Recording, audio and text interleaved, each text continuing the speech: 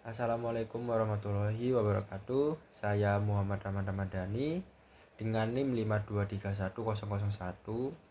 Nah, di sini saya akan menjelaskan tentang sistem reproduksi pria. Apa sih sistem reproduksi pria? Sistem reproduksi pria sebagian besar ada di luar tubuh Anda. Organ luarnya meliputi penis, skrotum, dan testis. Organ dalam meliputi vas deferens, prostat, dan uretra. Sistem reproduksi pria bertanggung jawab atas fungsi seksual dan buang air kecil. Bagaimana sih sistem reproduksi pria?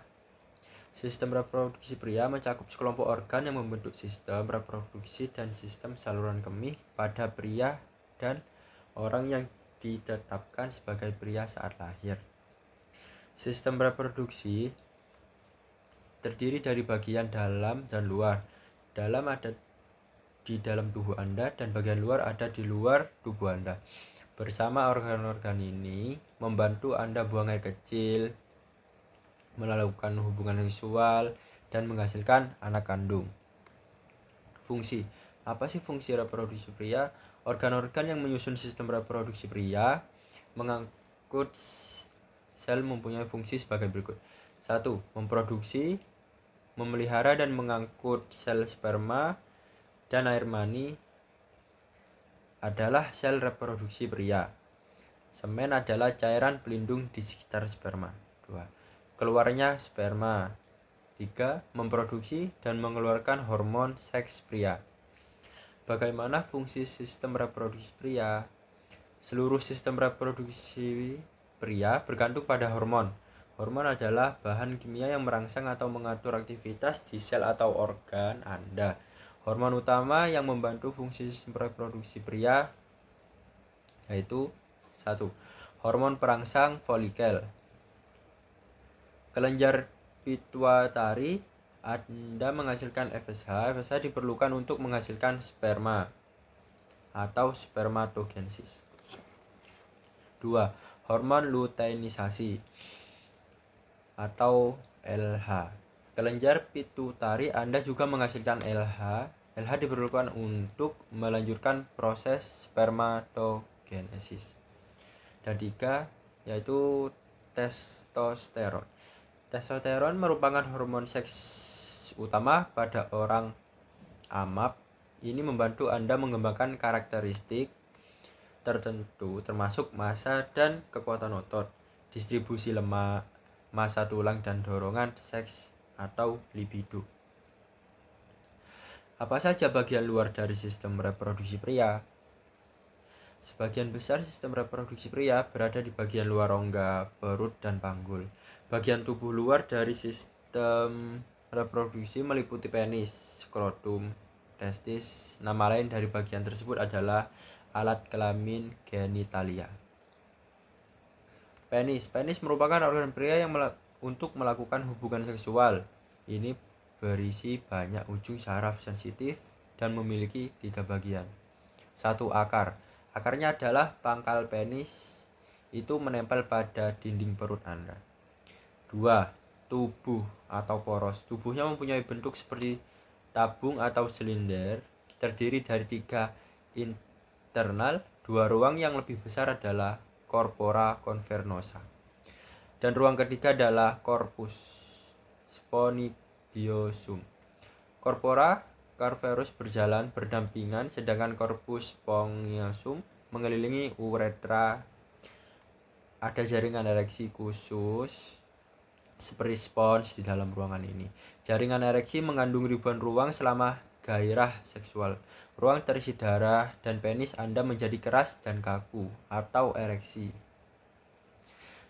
Ereksi memungkinkan Anda melakukan hubungan seks penetrasi. Kulit penis kendur dan elastis sehingga memungkinkannya berubah ukuran saat Anda ereksi. 2.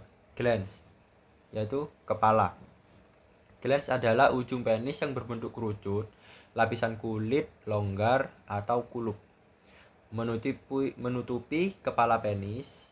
Penyedia layanan kesehatan terkadang melakukan proses operasi pengangkatan kulup atau disebut nama lainnya sunat.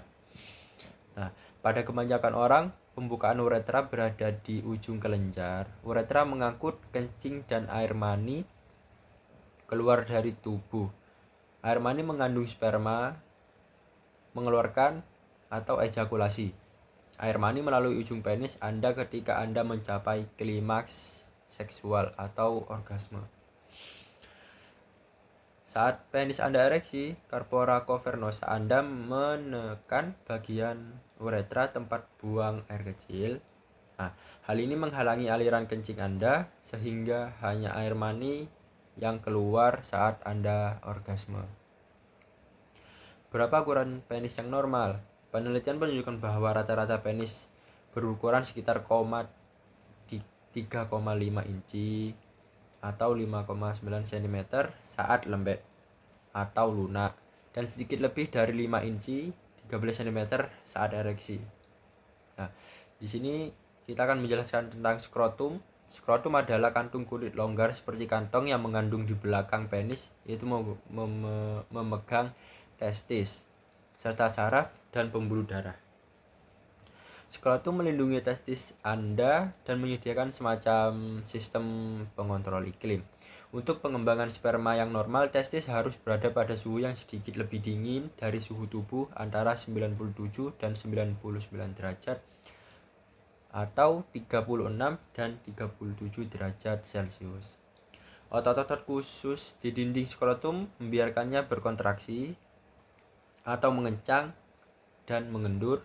Skrotum Anda berkontraksi untuk mendekatkan testis ke tubuh Anda untuk mendapatkan kehangatan dan pelindungan.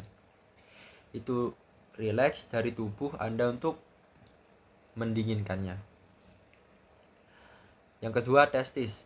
Testis adalah organ berbentuk oval yang terletak di skrotum Anda. Ukurannya kira-kira sebesar 2 buah zaitun besar. Korda spermatika menahan testis di tempatnya dan memasuk darah ke testis. Kebanyakan orang amap memiliki 2 buah zakar di sisi kiri dan sisi kanan skrotum. Testis membuat testosteron dan menghasilkan sperma. Di dalam testis terdapat kumpulan tabung melingkar. Ini adalah tubulus seminifus. Tubulus seminifus menghasilkan sel sperma melalui spermatogenesis. Kita lanjut yang ketiga, epidimis. Nah, epidimis adalah tabung panjang melingkar yang terletak di bagian belakang setiap testis. Ini membawa menyimpan sel sperma yang dibuat oleh testis Anda. Epidimis juga membuat sperma menjadi matang. Sperma yang keluar dari testis belum matang atau tidak mampu melakukan pembuahan. Selama gairah seksual, kontraksi otot memaksa sperma masuk ke vas deferens. Apa saja bagian dalam sistem reproduksi pria?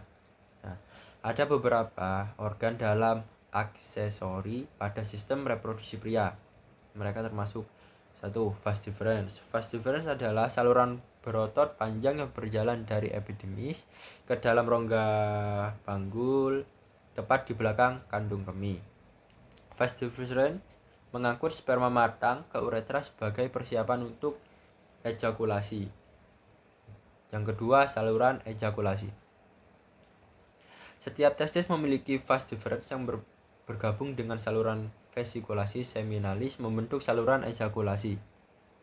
Saluran ejakulasi bergerak melalui prostat Anda, tempat mereka mengumpulkan cairan untuk ditambah ke air mani. Mereka mengosongkan ke uretra Anda. Yang ketiga, uretra. Uretra adalah saluran yang membawa kencing dari kandung kemih keluar tubuh Anda.